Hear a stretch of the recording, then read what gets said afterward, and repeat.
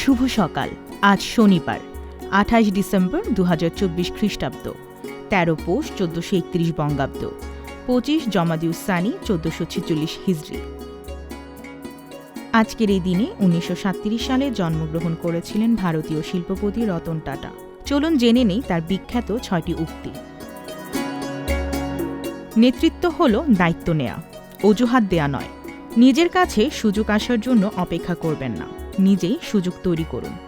যদি দ্রুত হাঁটতে চাও তবে একা হাঁটো, কিন্তু যদি দূরে যেতে চাও একসঙ্গে হাঁটো। জীবনে উত্থান পতন থাকবেই, এভাবেই তুমি এগিয়ে যাবে। কেননা ইসিজি রিপোর্ট সরল রেখায় আসার মানে হলো তুমি মৃত। একইভাবে একজন মানুষকে কেউ ধ্বংস করতে পারে না, কিন্তু তার নিজের মানসিকতা পারে। সবচেয়ে বড় ঝুঁকি হলো কোনো ঝুঁকি না নেয়া। দ্রুত পরিবর্তনশীল বিশ্বে ব্যর্থ না হওয়ার একমাত্র গ্যারান্টিযুক্ত কৌশল হলো ঝুঁকি না নেওয়া।